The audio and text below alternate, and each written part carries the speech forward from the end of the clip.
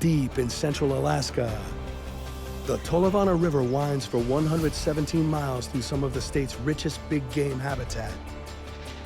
For generations, hunters have relied on this rugged land where survival is more than just skill, it's a tradition. And today, musher Lauro Eklund and his father Neil follow in the footsteps of those before them, venturing into the wild to secure their winter meat. Take a look over there. Is that a moose there? Huh? Nope. Right now we're getting one of our fall chores done of moose hunting. And our goal is to get a nice bull to fill up the freezer for the winter and then get back to training for the Iditarod. Moose are notoriously hard to hunt, but with breeding season in full swing, the odds are in his favor. The moose are starting to rut right now. The cows are calling and the bulls are responding to that. That's the best time to be calling and hopefully get a nice bull out of there. To maximize their chances, Lauro and Neil's plan is to divide and conquer. I'll drop you up here. While Lauro heads out on foot, Neil will trawl the riverbanks.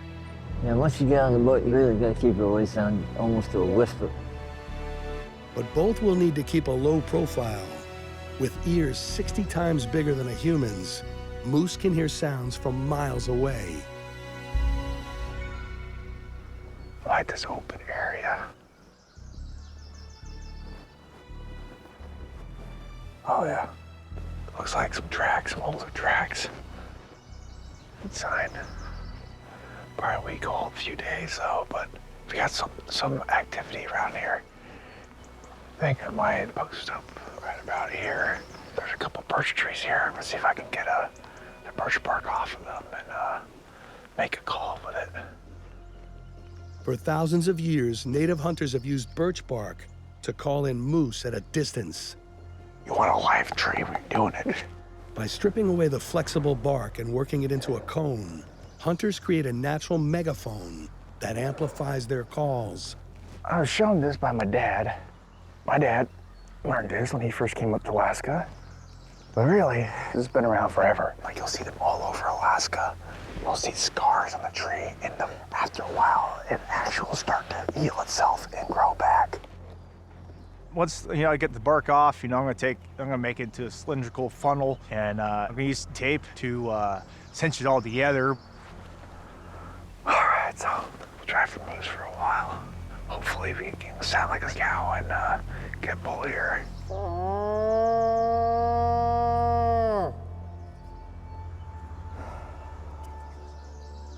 Well, how much is turned up?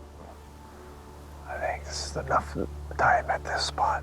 But now it's gonna pick me up here, so get moving.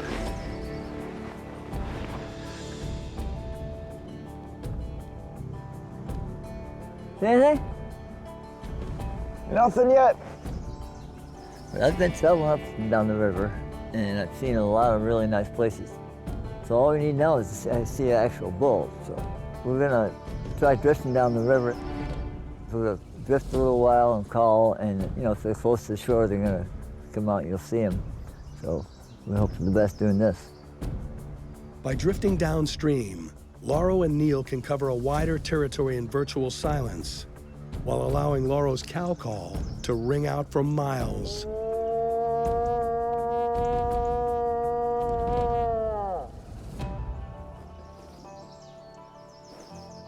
Hunting moose down here is pretty much of a waiting game.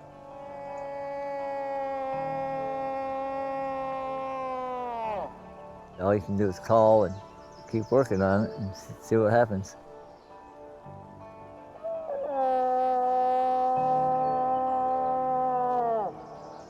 With daylight fading, time is running out, but Lauro and Neil will push their luck until nightfall. They really like eating this wet grass. The grass that goes underneath the water. I'll see them sometimes. They'll just get right in there and start eating away. We'll see what it produces. Real nice looking moose country. Hey, it's a moose there. Moose right in impression. He might not be a lethal bull. He's a smaller guy. To sustain the moose population, This area of the Tolovana has strict regulations. For a bull to be legal, it must have antlers at least 50 inches wide, and hunters must be certain before pulling the trigger or risk hefty fines. I don't think it's legal. Damn it. While they had to let this one go, the sighting is a good sign that Lauro and Neil are closing in on promising habitat.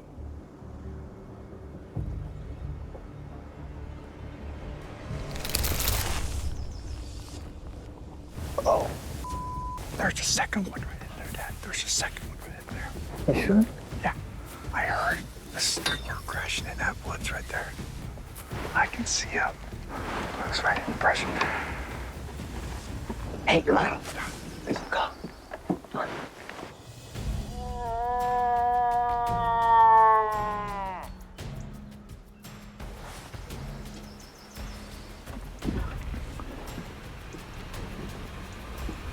Right there in the water. Guy's a big bull. Make sure on them antlers. Don't make a mistake on that. I won't. Wasn't 50 inches. It's really hard to tell from here. God, he was all big, though. Well, yeah, but you gotta be 100%. I know.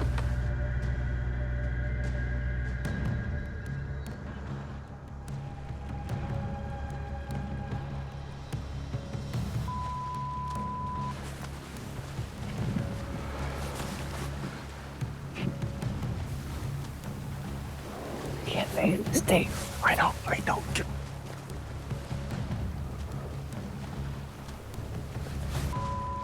tell.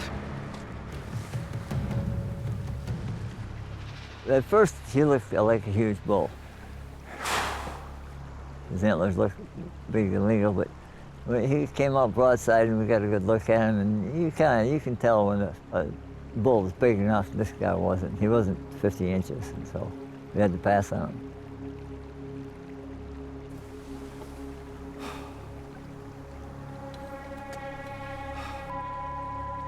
Frustrating. At the end of the day, as a hunter, it sucks to pass this thing up, but you know, you gotta have ethics, and there's a reason why they have these rules. So, you know, down the line, if I ever have kids and they have kids, there's still moose to be hunted. Gets you both going, don't it? Yeah. We didn't get a bull, but we still got a lot of time left in the season to keep on hunting.